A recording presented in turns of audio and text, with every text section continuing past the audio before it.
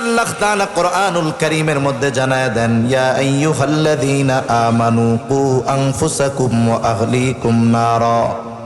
হে ঈমানদারেরা, তোমরা নিজেরা জাহান্নামের আগুন থেকে বাঁচো, অধীনস্থদের বাঁচাও। নিজেরা নেক আমলের মাধ্যমে, গুনার থেকে বাঁচার মাধ্যমে জাহান্নাম থেকে নিজেদের বাঁচাবো। আর অধীনস্থদের ব্যাপারে ইসলামের যেই দিক নির্দেশনা আছে এগুলো বাস্তবায়ন করার মাধ্যমে অধীনস্থদের জাহান্নাম থেকে বাঁচানোর চেষ্টা করব। এই আয়াতে যতগুলো শিক্ষা আছে এর মধ্যে অন্যতম একটি শিক্ষা হলো সন্তানদের ইসলামের আলোকে গড়ে তোলা, দ্বীনের আলোকে গড়ে তোলা। এর আদেশ স্বয়ং যিনি দিয়েছেন তিনি কে? আরো জোরে বলেন, কে? আল্লাহ। রাসূলুল্লাহ সাল্লাল্লাহু আলাইহি ওয়াসাল্লাম বলেন, কুল্লুকুম রাঈনা ওয়া কুল্লুকুম মাসউলুনা আন রাইয়াতিহি। নবীজি সাল্লাল্লাহু আলাইহি ওয়াসাল্লাম বলেন, তোমরা প্রত্যেকেই দায়িত্বশীল, আর প্রত্যেককে তার দায়িত্বের ব্যাপারে জিজ্ঞাসা করা হবে। সন্তানের ব্যাপারে পিতাকে জিজ্ঞাসা করা হবে, রাষ্ট্রের মানুষের ব্যাপারে যিনি রাষ্ট্র পরিচালক তাকে জিজ্ঞাসা করা হবে, স্ত্রীর ব্যাপারে স্বামীকে জিজ্ঞাসা করা হবে। স্ত্রীকে স্বামীর ঘরের রক্ষণাবেক্ষণের দায়িত্ব দেওয়া হয়েছিল, এই ব্যাপারে তাকে জিজ্ঞাসা করা হবে। তাহলে আমি আপনি আমার আপনার সন্তানকে দ্বীনের উপরে গড়ে তুললাম কিনা, দ্বীন শেখালাম কিনা, এই ব্যাপারে কিয়ামতের দিন আল্লাহর সামনে জিজ্ঞাসার কাঠগড়ায় দাঁড়াতে হবে কি হবে না? হবে তো? হবে। জিজ্ঞাসা করা হবে, তোমারে যে আমানত দিছিলাম সন্তান, যেই নেয়ামত আমানত দিয়েছিলাম সন্তান, এই আমানতের ব্যাপারে তুমি কি আচরণ করেছো, সেদিন কি জবাব দিব? যদি সন্তানরে শুধু টাকার মেশিন বানানোর চেষ্টা করি, যদি সন্তানকে দ্বীন না শিখিয়ে থাকি, কি জবাব দিব? আল্লাহ না করুক যদি সন্তান জাহান্নামী হয়, আমার আপনার উদাসীনতা আর গাফলতির কারণে সন্তান যদি জাহান্নামী হয়, ও ওই দিন আল্লাহর কাছে আমার আপনার ব্যাপারে বলবে, আল্লাহ এইগুলারে আগে জাহান্নামে দেন, এরপরে আমি যাব। আল্লাহ তাআলা কোরআনুল কারীমের মধ্যে বলেন, সন্তানেরা সেই দিন পিতা মাতা অভিভাবকদের ব্যাপারে আল্লাহর কাছে অভিযোগ দায়ের করবে, বলবে, রব্বানা ইন্না আতা'না সাদাতানা ওয়া কুবারানা ফাআযাল্লুনাস সাবিলা। বলবে, হে আমার রব, ইন্না আতা'না সাদাতানা ওয়া কুবারানা, ও আমার রব, আমরা আমাদের বড়দের, আমরা আমাদের নেতাদের আনুগত্য করেছি। সন্তান বলবে, আমি আমার পিতার আনুগত্য করেছি। যদি কেউ কারো অধীনস্থ থাকে তাহলে বলবে, আল্লাহ আমি যার অধীনস্থ ছিলাম তার আনুগত্য করেছি। ফাআযাল্লুনাস সাবিলা, আমি যার অধীনস্থ ছিলাম, বড়রা আমাদের নেতারা, তাদের কারণে আমি পথভ্রষ্ট হয়েছি, তারাই আমাদেরকে পথভ্রষ্ট করেছে। তার মানে আজকে আমি জাহান্নামী হওয়ার কারণে আমি যতটা না দায়ী, তার চাইতে বেশি দায়ী হলো আমার অভিভাবক। আমার অভিভাবক আমি পথভ্রষ্ট বা জাহান্নামী হওয়ার কারণে যতটা দায়ী, তার চাইতে বেশি দায়ী হলো আমি যার অধীনস্থ ছিলাম সে। এই অভিযোগ আল্লাহ তাআলার কাছে দিবে। শুধু তাই না, আল্লাহ তাআলার কাছে আরো বলবে, রব্বানা আতিহিম দি'ফাইনি মিনাল আযাবি ওয়ালআনহুম লা'নান কাবীরা। আল্লাহ তাআলার কাছে বলবে, রব আপনি এদের আযাবকে দ্বিগুণ করে দেন, বড় লানত এদের উপরে বর্ষণ করেন। চিন্তা করে দেখুন, যেই সন্তানের জন্য আজকে পিতা তার রক্তকে পানি বানায় ফেলতেছে, সময়গুলোকে কোরবানি করে ফেলতেছে, শরীরটাকে শেষ করে ফেলতেছে, শুধুমাত্র সন্তানকে দ্বীন না শেখানোর কারণে ওই সন্তান কিয়ামতের দিন আল্লাহ তাআলার দরবারে ওই অভিভাবকের বিরুদ্ধে দাঁড়িয়ে যাবে। এর চাইতে কষ্টের আর কোনো কিছু হতে পারে না। এজন্য সন্তানগুলোকে দ্বীনের উপরে গড়ে তোলার দরকার আছে না নাই? জোরে বলেন, আছে না নাই? এখন এই সন্তানের তারবিয়াত, প্রতিপালন শুরু হয় কোন সময়? সন্তান প্রতিপালন ইসলামী যেই সমাধান, এটা শুরু হয় সন্তান দুনিয়া আসার আগে থেকে। সন্তানের তারবিয়াত মূলত শুরু হয় বিবাহ থেকে নিয়ে সন্তানের তারবিয়াত শুরু। এই জন্য বিবাহের বিষয়ে ইসলাম পরিপূর্ণ নির্দেশনা আমাদের দিয়ে দিয়েছে। কারণ একটা সন্তানের মধ্যে চরিত্রগত যত দিক আছে 90% সন্তান লাভ করে তার মায়ের থেকে। এটা আধুনিক গবেষণা, আধুনিক জামানার গবেষণা হলো যে সন্তানের আচরণ, ক্যারেক্টার সব কিছুর 90% পায় সে তার মায়ের থেকে। তার মানে একজন নেককার সন্তান হওয়ার পেছনে সবচাইতে বড় ভূমিকা থাকে তার মায়ের, ঠিক কিনা? বিবাহের ক্ষেত্রে কোন জিনিস দেখে বিবাহ করতে হবে সুস্পষ্ট নির্দেশনা নবীজি সাল্লাল্লাহু আলাইহি ওয়াসাল্লাম দিয়েছেন। নবীজি সাল্লাল্লাহু আলাইহি ওয়াসাল্লাম বলেন, তুনকাহুল মারআতু লিআরবাঈন, চারটি জিনিস দেখে নারীদের বিবাহ করা হয়। এক নাম্বার জামাল, তার সৌন্দর্য দেখে বিবাহ করা হয়। মাল, তার সম্পদ দেখে বিবাহ করা হয়। তার বংশ দেখে বিবাহ করা হয়। 4 নম্বরে নবীজি বলেন ওয়ালিদ্দীনিহা, দিনদারিত্ব দেখে বিবাহ করা হয়। তবে নবীজি দিনদারিত্বের ব্যাপারে বলেন ফাযফার বিযাতিদ্দীন, তোমরা এই ক্ষেত্রে দিনদারিত্বকে প্রাধান্য দাও। যদি দিনদারিত্বকে প্রাধান্য না দাও, নবীজি বলেন তারিবাত ইয়াদাক, তোমার হাত ধুলায় মলিন হোক। তার মানে দিনদারিত্বকে যদি কেউ প্রাধান্য না দেয়, সৌন্দর্য আছে, টাকা পয়সা আছে, উচ্চ বংশের মহিলা, কিন্তু দিনদারিত্ব নাই, বলে অধিকাংশ সময় এমন ঘরে শান্তি পাওয়া যায় না। কিন্তু একজন নারীর দিনদারিত্বে কমতি নাই, হয়তো সম্পদ কম, সৌন্দর্য কম, উচ্চ বংশীয় নয়, কিন্তু দিনদারিত্বের ক্ষেত্রে কোনো ত্রুটি নাই, বলে এই ধরনের মহিলার গর্ভে, মেয়ের গর্ভে আল্লাহ হয়তো এমন সন্তান দান করবে যেই সন্তান পিতা মাতার চক্ষু শীতলকরণের কারণ হবে। এজন্য সন্তানের অন্যতম এক হকও এই দিনদার মা। প্রসিদ্ধ এক ঘটনা আছে, হযরত ওমর রাদিয়াল্লাহু তাআলা আনহুর কাছে এক লোক গেছে সন্তানের ব্যাপারে অভিযোগ দিতে। অভিযোগ হলো সন্তান ওই পিতার হক আদায় করে না। লোকটা খলিফাতুল মুসলিমিনকে বলতেছে, খলিফাতুল মুসলিমিন, আমার সন্তান আমার হক আদায় করে না, আপনি একটু বইলা দেন। হযরত ওমর রাদিয়াল্লাহু তাআলা আনহু ছেলেটাকে বললেন, কি ব্যাপার, তুমি তোমার পিতার হক আদায় করো না কেন? জবাব দেওয়ার আগে যুবক পাল্টা প্রশ্ন করে বলে, খলিফাতুল মুসলিমিন, হক কি শুধু পিতা সন্তানের কাছে পায়? সন্তান কি পিতার কাছে কোনো হক পায় না? হযরত ওমর রাদিয়াল্লাহু তাআলা আনহু এই যুবকের প্রশ্নের জবাবে বললেন, যেই কয়েকটা হকের কথা বলছেন এর মধ্যে সর্বপ্রথম আর প্রধান হক, তিনি বলেন প্রত্যেকটা সন্তানের তার পিতার কাছে প্রথম ও প্রধান হক হলো একটা দিনদার মা।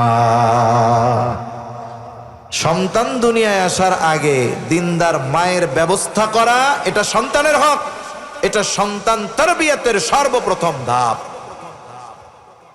এরপরে দ্বিতীয় ধাপ কি? বিবাহ শাদী কমপ্লিট। বিবাহের যতগুলা উদ্দেশ্য আছে এর মধ্যে একটি উদ্দেশ্য হলো নেক সন্তান কামনা করা আল্লাহর কাছে। এখন বিবাহ হলো আল্লাহর কাছে সন্তান কামনা করা, নেক সন্তান চেয়ে দোয়া করা, এটা সন্তান তারবিয়াতের দ্বিতীয় ধাপ। কারণ আল্লাহ তাআলার কাছে নেক সন্তান চেয়ে দোয়া করা এটা পয়গম্বর আলাইহিমুস সালামের আমল, নবী রাসূলগণের আমল। আল্লাহ তাআলার কাছে নেক সন্তান চেয়ে দোয়া করা। মুসলিম মিল্লাতের পিতা ইব্রাহিম আলাইহিস সালাতু ওয়াস সালাম, আল্লাহ তাআলা 90 কোঠায় বয়স যখন, তখন আল্লাহ তাআলা সন্তান দান করেছে। নমরুদের অগ্নিকুণ্ড থেকে ইব্রাহিম আলাইহিস সালাম বের হয়ে ইরাকের বাবেল থেকে হিজরত শুরু করলেন। এই সময় তিনি আল্লাহ তাআলার কাছে দোয়া করেছেন, রব্বি হাবলি মিনাস সলিহিন, আয় আল্লাহ আপনি আমাকে একটা নেককার সন্তান দান করেন। ইব্রাহিম আলাইহিস সালাম দোয়া করেছেন, আল্লাহ আপনি আমার একটা নেককার সন্তান দান করেন। আল্লাহ তাআলা ইব্রাহিম আলাইহিস সালামের এই দোয়া কবুল করেছেন। দোয়া কবুল করে সুসংবাদ জানায়া দিয়েছেন। আল্লাহ বলেন ফাবাশশারনাহু বিগুলামিন হালিম। আল্লাহ বলেন ফাবাশশারনাহু বিগুলামিন হালিম। এইখানে মুফাসসিরিনে কেরাম কয়েকটা কথা বলছে, একটু খেয়াল করি। ইব্রাহিম আলাইহিস সালাম আল্লাহর কাছে দোয়া করছে ছেলে সন্তান চেয়ে। কি সন্তান চাইছে? ছেলে সন্তান। এজন্য নেক সন্তান চাওয়ার সাথে সাথে ছেলে সন্তান চাওয়া এটাও ইব্রাহিম আলাইহিস সালামের আমল। তবে ছেলে সন্তান চাবার পর যদি আল্লাহ মেয়ে সন্তান দেয়, বলেন তো রাগ হওয়া যাবে নাকি? জোরে বলেন, রাগ হওয়া যাবে? কারণ ছেলে হবে না মেয়ে হবে এটা দুনিয়ার কেউ জানে না, যিনি জানেন তিনি কে? আল্লাহ তাআলা বলেন ইয়াহাবু লিমান ইয়াশাউ ইনাসা ওয়া ইয়াহাবু লিমান ইয়াশাউ যুকুর আও ইউযাউযুহুম যুকরানা ওয়া ইনাসা ওয়া ইয়াজআলু মান ইয়াশাউ আকীমা। আল্লাহ তাআলা যাকে চান তাকে মেয়ে দেন, আল্লাহ তাআলা যাকে চান তাকে ছেলে সন্তান দেন, আল্লাহ তাআলা যাকে চান তাকে ছেলে মেয়ে উভয়টা দেন।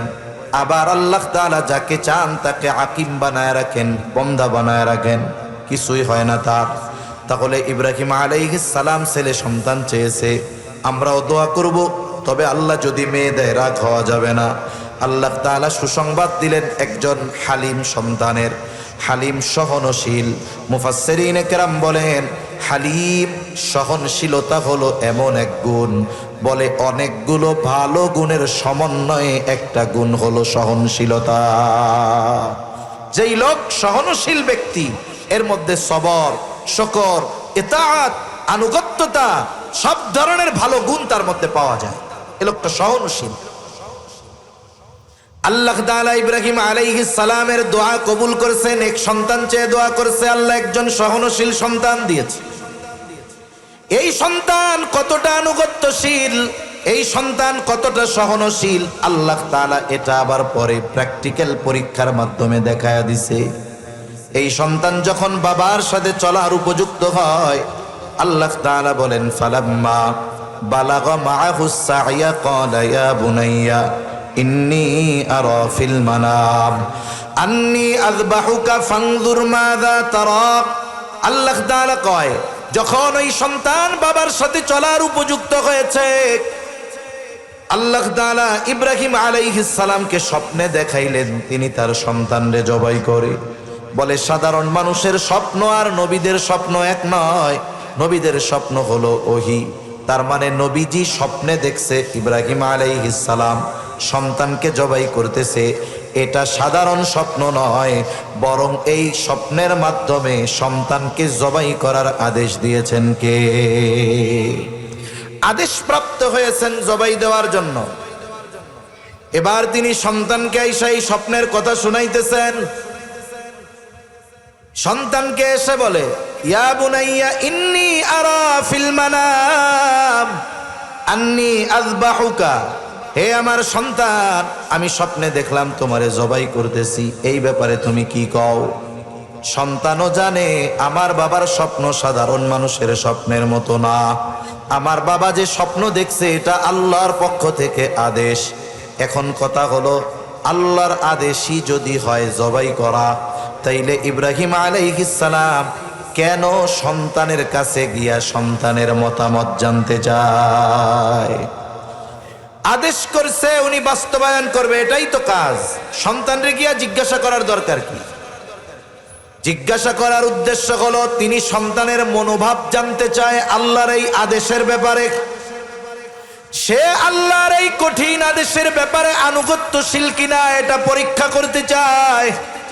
সন্তান যদি তখন বলতো আব্বু ৮৬ বছর বয়সে আল্লাহ আমারে দান করেছে, এখন আপনি আবার আমারে জবাই করতে চান, এটা কোনো কাম হইল নাকি? এই কথা সন্তান বলে কিনা এটা পরীক্ষা করতে চায় পয়গম্বর ইব্রাহিম আলাইহিস সালাম। কিন্তু বাবের বেটা সন্তান, নবীর ছেলে নবী হবে, জবাবটাও এরকম। ইব্রাহিম আলাইহিস সালাম বলে ফানজুর মাযা তারা, এই ব্যাপারে তুমি কি বলো? আর সন্তান বলে ইয়া আবাতি ফাআল মা তুমার সাতাজিদুনি ইনশাআল্লাহু মিনাস সাবিরিন। সন্তান বলে পিতা আপনি যেই ব্যাপারে আল্লাহর পক্ষ থেকে আদেশ প্রাপ্ত হয়েছেন আপনি সেটা পালন করেন, তার মানে আপনি জবাই করে দেন, পেরেশানি করেন না, চিন্তা করেন না। সাতাজিদুনি, আশা করা যায় আপনি আমাকে ধৈর্যশীলদের অন্তর্ভুক্ত পাবে। আপনি পেরেশানি করেন না, আল্লাহ কইছে আপনারা জবাই করতে, আপনি কাজ করে ফেলান। একটু চিন্তা করে দেখেন তো, অনেক অভিভাবকের অভিযোগ আমাদের সবারই কম বেশি আছে যে আমাদের সন্তানেরা কথা শোনে না। ইসমাইল আলাইহিস সালাম যেই বয়সে বলতেছে আব্বা আল্লাহ আপনাকে যেটা আদেশ করেছে আপনি সেটা করেন, আর ওই বয়সে আমাদের সন্তানগুলারে দাঁড়াইতে কইলে বসে, বসতে কইলে শুয়া পড়ে, যা কই ডাইনে কইলে বামে যায়, উত্তরে কইলে দক্ষিণে যায়, ঠিক কিনা কম? অথচ ওই সন্তানের অবস্থা কি? সে বাবার যখন প্রস্তাব দিছে আল্লাহর পক্ষ থেকে নির্দেশ, সে জবাই হওয়ার জন্য তৈরি হয়ে গেছে। ইব্রাহিম আলাইহিস সালামের সন্তান পিতার কথায় জবাই হইতে ছুরির তলে যাইতে প্রস্তুত। আমাদের সন্তান কথায় কথা শুনে না, বসতে কইলে দাঁড়ায় থাকে, দাঁড়াইতে বললে বসে থাকে। এই যে শুনে না কেন, বলে ইব্রাহিম আলাইহিস সালামের দুআর অন্যতম ফসল হলো ইসমাইল আলাইহিস সালাম। এখন আমরা আমাদের সন্তানদের জন্য দুনিয়ায় সন্তান আসার আগে কয়দিন আল্লাহর কাছে বলছি, আয় আল্লাহ রব্বি হাবলি মিনাস সালিহিন, রব আমার একটা নেককার সন্তান দেন? কয়দিন বলছি? এ বিষয়ে আমাদের নিজেদেরকে নিজেরা জিজ্ঞাসা করতে হবে। তার মানে পিতার দোয়ার প্রভাব সন্তানের জীবনের উপরে পড়ে, কথা বোঝা গেছে? এজন্য সন্তানের জন্য দোয়া করা এটা সন্তান তারবিয়াতের অন্যতম একটি অংশ। সন্তান দুনিয়ায় আসার আগে বেশি বেশি দোয়া করা, দুনিয়ায় আসার পরেও সন্তানের জন্য দোয়া করা। কারণ আমভাবে একটা দোয়া আল্লাহ তাআলা আমাদের শিখিয়ে দিয়েছেন, বিবাহিত হোক অবিবাহিত হোক, সন্তান থাকুক আর না থাকুক, যেমনই হোক সব সময় এই দোয়া করা আল্লাহ তাআলা শিখিয়ে দেন। রব্বানা হাবলানা মিন আজওয়াজিনা ওয়া যুররিয়াতিনা কুররাতা আ'য়ুনিন ওয়াজআলনা লিল মুত্তাকিনা ইমামা।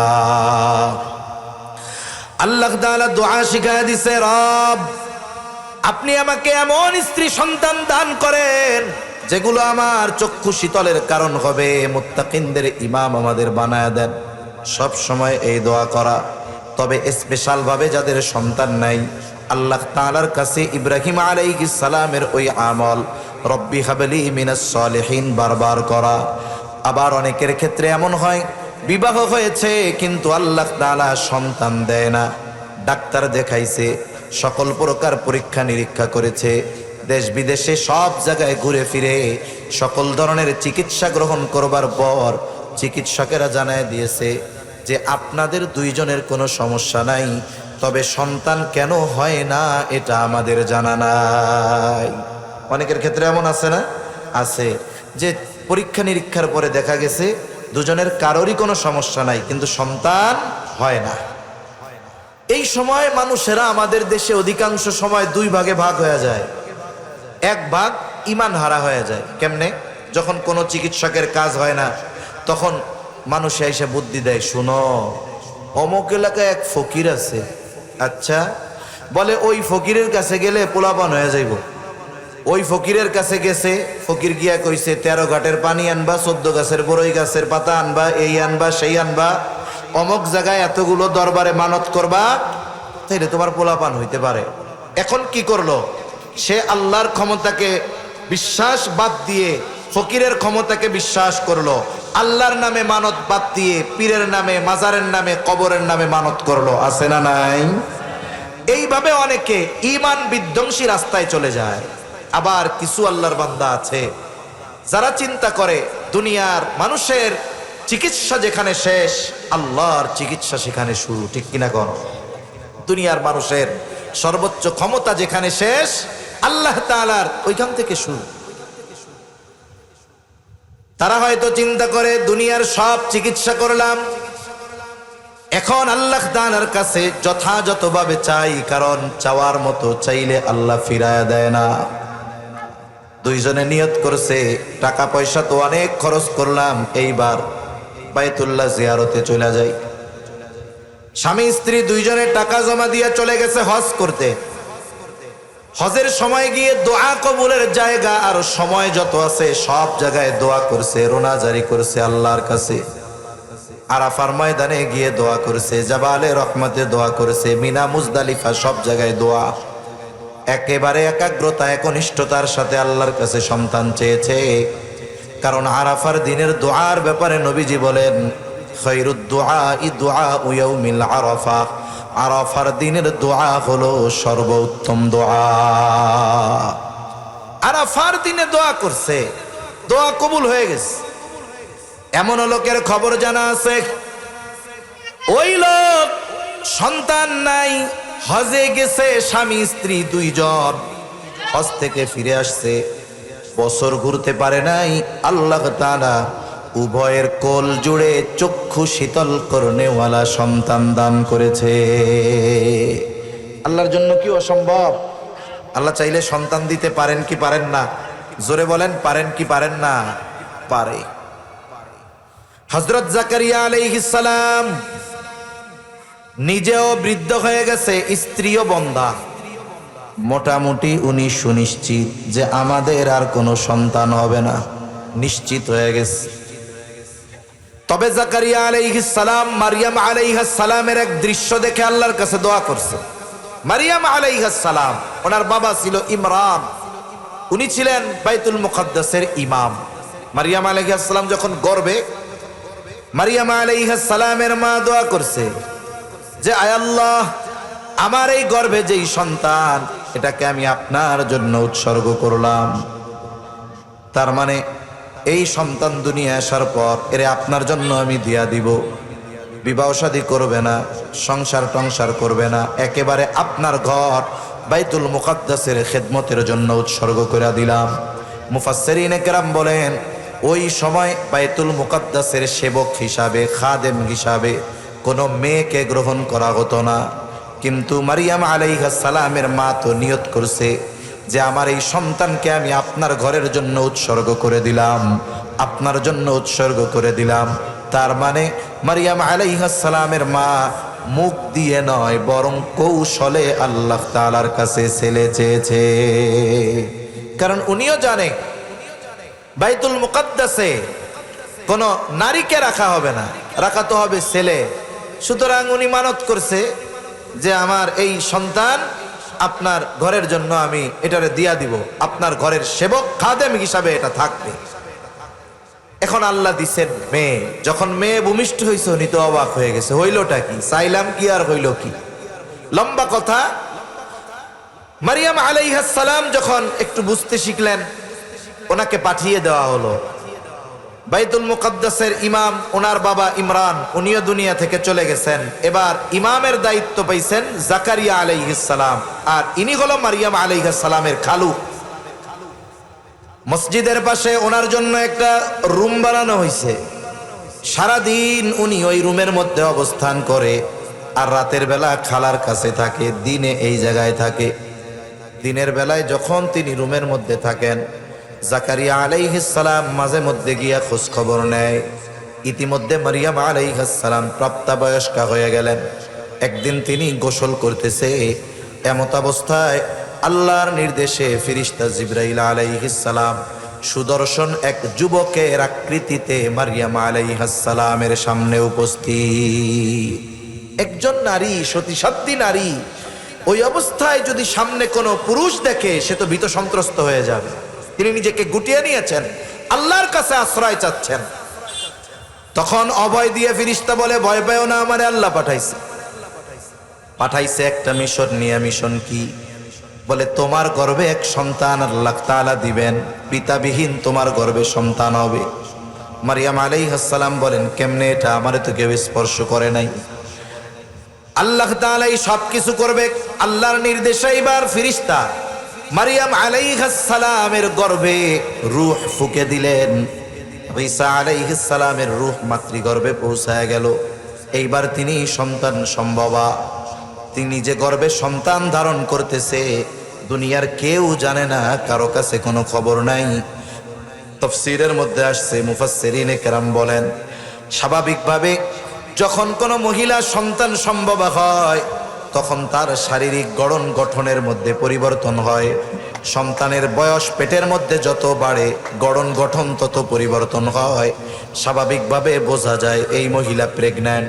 কিন্তু আল্লাহর কুদরত, পয়গম্বর ঈসা আলাইহিস সালাম ভূমিষ্ঠ হওয়ার আগ পর্যন্ত কখনোই মারিয়াম আলাইহিস সালামের গর্ভে যে সন্তান আছে এটা বোঝা যাইত না। বোঝাই যেত না যে ওনার গর্ভে কোনো সন্তান আছে, এটা টেরই পাওয়া যাইত না।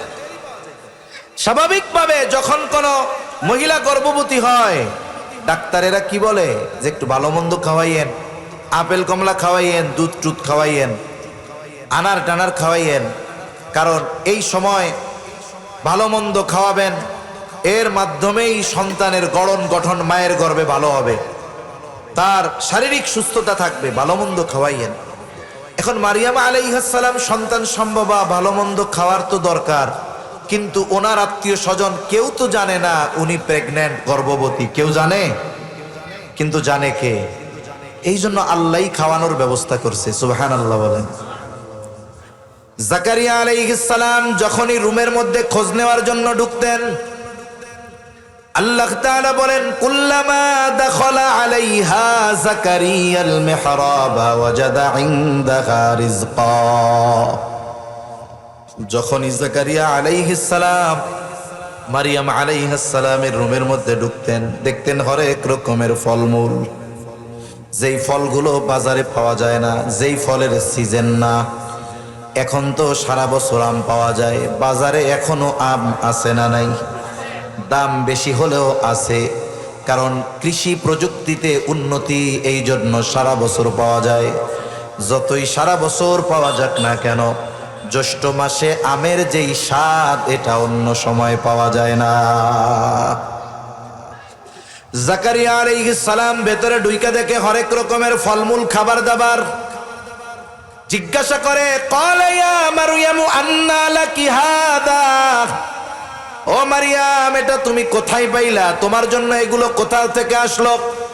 মারিয়াম আলাইহিস সালাম জবাব দেয় ক্বালাত হুয়া মিন ইনদিল্লাহ, এই রিজিক কার পক্ষ থেকে আসছে জবান খুলে বলে।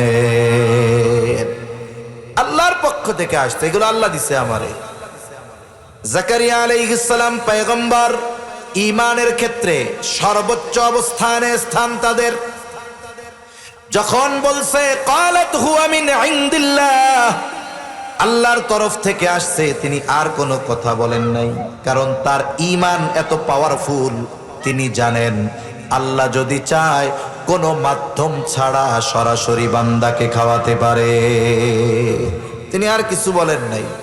কিন্তু আমাদের কারোর সাথে যদি এমন ঘটনা ঘটে, সে যদি কয় যে এইটা আমারে আল্লাহ দিছে, আমরা আগে লাঠি একটা নিয়ে কমু আল্লাহ দিছে বুঝলাম, কিন্তু তুই পাইছস কই এটা কও আগে, ঠিক কিনা বলেন?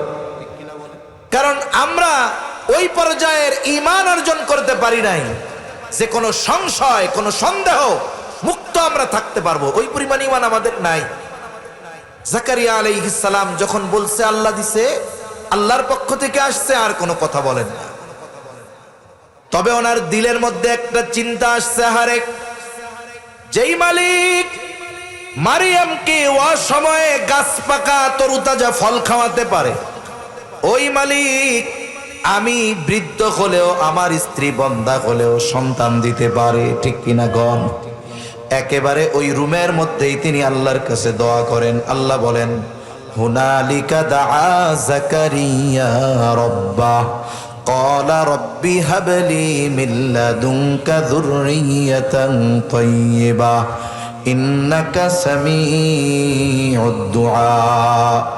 فنادته الملائكة وهو قائم يصلي في المحراب أن الله يبشرك بيحيى। তিনি ওই রুমের মধ্যে আল্লাহর কাছে বলে, রব আপনি আমার একটা পবিত্র সন্তান দেন, ক্বালা রাব্বি হাবলি মিন লাদুনকা যুররিয়াতান তাইয়্যিবাহ। ও রব, আপনি যেমন মারিয়াম রে অসময়ে ফল খাওয়াইছেন, আপনি তো চাইলে আমারে সন্তান দিতে পারেন, আপনি আমার একটা পবিত্র সন্তান দেন। জাকারিয়া আলাইহিস সালামের দোয়া আল্লাহ কবুল করছে। এরপরে তিনি তিনার রুমের মধ্যে চলে গেছেন। আল্লাহ তাআলা ফেরেশতাদের মাধ্যমে সংবাদ পাঠায়া দিছে, সুসংবাদ। ফানাদাতুহুল মালাইকাতু ওয়া হুয়া কাইমুন ইউসাল্লি ফিল মিহরাব। তিনি তার রুমের মধ্যে নামাজে দণ্ডায়মান। ফেরেশতারা ডাক দিয়েছে সুসংবাদের জন্য।